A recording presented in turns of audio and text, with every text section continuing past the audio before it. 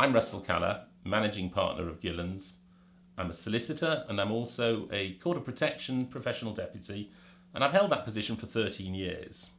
I'm also an accredited mediator. As Court of Protection experts, we're very comfortable here at Gillhams dealing with the unusual and emotive issues that surround elderly people living with dementia. And as professional deputies that handle about 70 matters at any one time, we're in daily contact with local authorities, safeguarding teams, social workers, health authorities, families, hospitals and GPs. And so we regularly witness the difficulties and disputes that arise when a bunch of stakeholders, including family members with strong emotional ties, often with all different and varying competing interests and approaches, try and manage the best interests of an incapacitated person. So as you can probably imagine, this is an area absolutely rife with potential disputes, such as where the person who's lost capacity should live. Should they be living at home with a family member? Should they be at a family home with a carer? Or should they go into a residential care home? Also, what medical care should they be receiving? And what are we going to do with the house of the incapacitated person if that person has moved into a residential care? Which is why we offer a mediation service to help resolve those types of conflicts that have become really entrenched as an alternative to going to court. So how do I approach the mediation process? Well, first of all, I need to set goals. I need to find out from all the parties what they want to achieve. I need to find a commonality between what all the parties want to achieve. That's the way we're going to resolve the dispute. But more important than anything is that I listen. Something that I'm not doing now, but I need to listen to all the parties.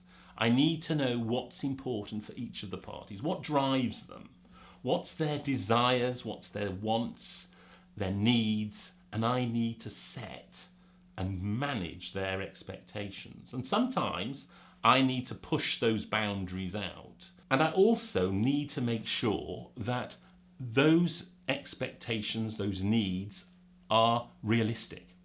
And so I will do what I call reality testing, push people to make sure that their expectations are not way out, that they are achievable. No point having expectations of parties that can never be achieved.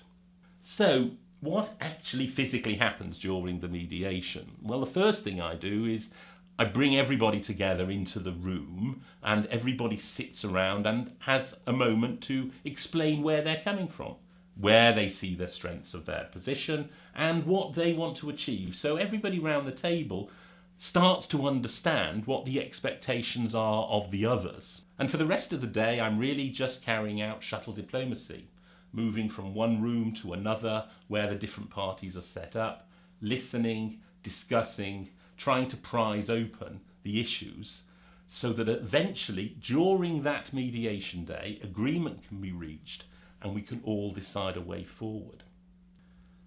So why would you use mediation?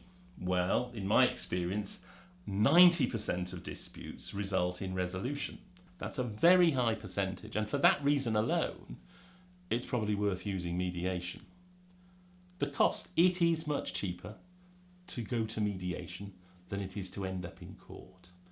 Going to court involves witnesses, witness statements, solicitors, barristers. It's an expensive business. But perhaps the most important reason for going to mediation is to preserve the relationships between family members, local authorities and professional deputies. And that's not just in relation to this dispute, but going forward, those bodies will be able to work better with the people round the table because they have got to know them and what drives them.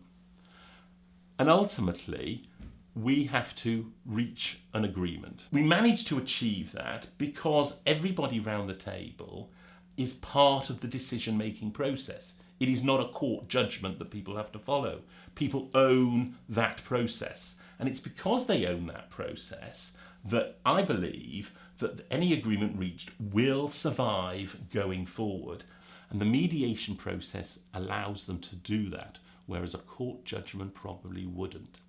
So we believe that it's in the best interest of everyone concerned to use mediation as a tool to resolve disputes.